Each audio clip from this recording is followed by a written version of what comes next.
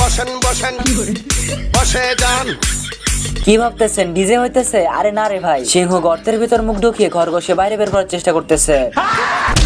সুটিয়ে লাল করে দেবো, নোংরামি বার করে দেবো। খরগোশ এসে লিফটে উঠে বাটন চেপে দেয়, মানে খরগোশের গর্তের ভিতর লিফটও আছে। এই খরগোশ তো পুরা সিংহের গালের ভিতর গিয়ে ওঠে। খরগোশ সিংহের কোনো ভয় না পেয়ে গাজর খাওয়া শুরু করে। क्या साबित करना चाहता है तू? क्या साबित करना चाहता है तू?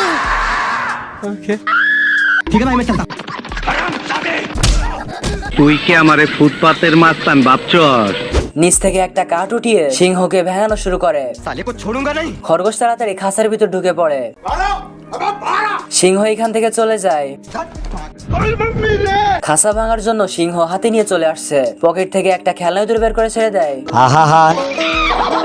আমি পারি না আর পারি না।